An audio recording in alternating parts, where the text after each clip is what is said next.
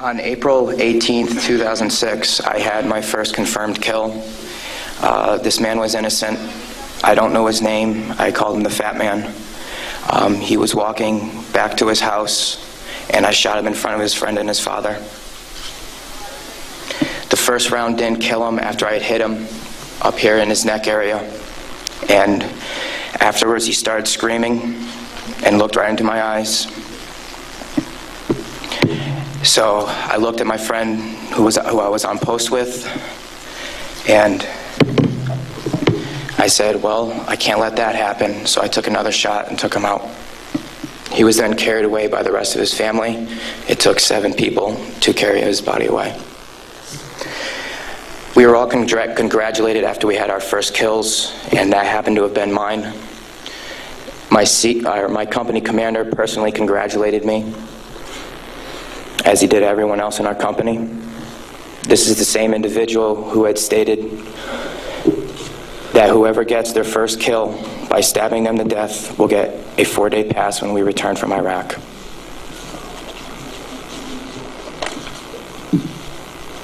There was one incident where we got into a firefight just south of the government center, about 2,000 meters.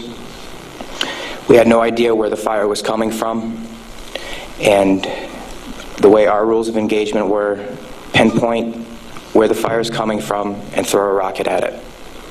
So with that being said, we still didn't know where the fire was coming from, and an 84mm rocket was shot into a house. I do not know if there was anyone in it. We do not know if that's where the fire was coming from, but that's what was done. Please go to the next image.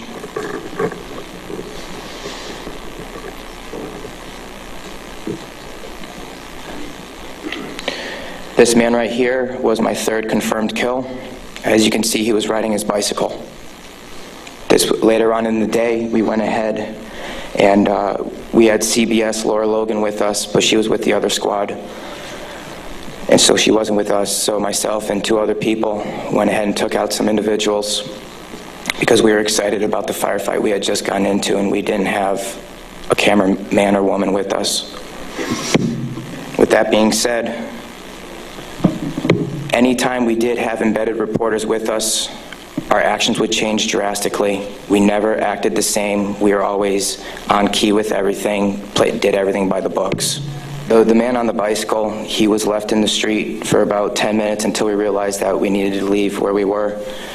And his body was dragged about 10 feet to the right of him, where his body was thrown behind a rock wall, and his bicycle was thrown on top of him.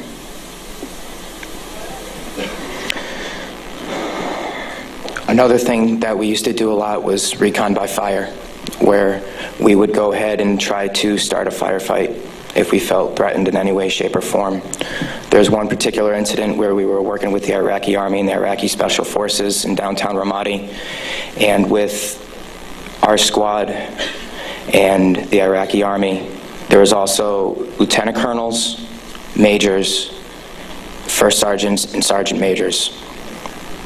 Sorry, sergeants major. With that being said, the Iraqi Army would go into the house, kick in the doors, and then go ahead and shoot. And there were loud bursts of machine gun fire. We thought we were taking fire, but then we later found out that it was them.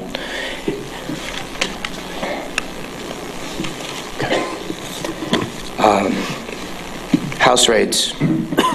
Because we were a grunt battalion, we were responsible for going on several patrols. A lot of the raids and patrols we did were at the night, around 3 o'clock in the morning, around there. And what we would do is just kick in the doors and terrorize the families. That was an image taken around 3 o'clock in the morning through night vision goggles. And that is the segregation of the women and children and the men. If the men of the household were giving us problems, we'd go ahead and take care of them any way we felt necessary, whether it be choking them or slamming their head against the walls. If you go back to that one picture, that was one man that wasn't taken, that was taken care of in a very bad way. because of all the wiring that he had, it would be considered IED making material. On my wrist, there's Arabic for FU. I got that put on my wrist just 2 weeks before we went to Iraq because that was my choking hand. And anytime I felt the need to take out aggression, I would go ahead and use it. Please go to the next picture. Next. There's an instance of detainees and how they were treated in a nice manner. Next. That is the Fatima Mosque minaret. As you can see, it is written with bullet holes and holes in the top of it. Those were from mortars.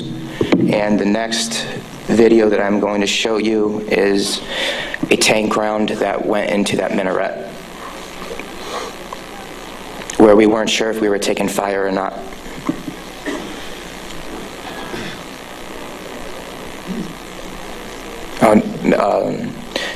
I'll talk about this one. This is after one of the guys in a weapons company had gotten shot.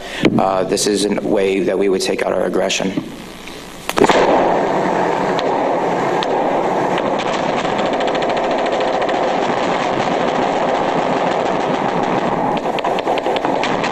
For those of you who don't know, it is illegal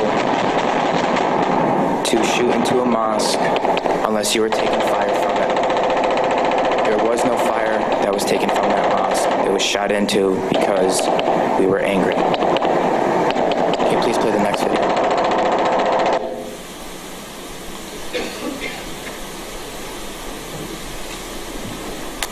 We are on ice cream, trying to suppress the blue and white minaret named Fatima al-Zahra. I'll raise your hell raise. Go ahead, take another tank around that building over, at that mosque door. Another round. Kilo 2. Ooh! Oh! Yes! Next image.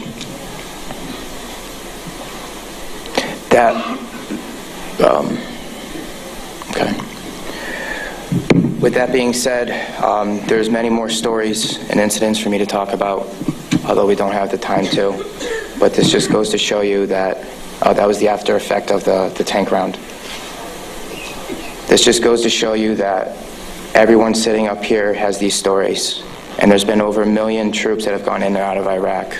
So the possibilities are endless. Next image, please.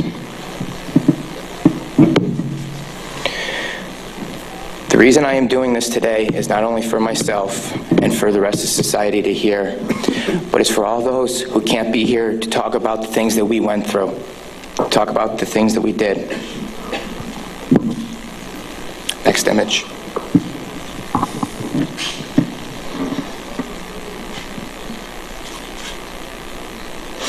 Those 4 crosses and this memorial service were for the 5 guys in Kilo Company, 3rd Battalion, 8th Marines that we lost. Throughout our unit, we had 18 that got killed.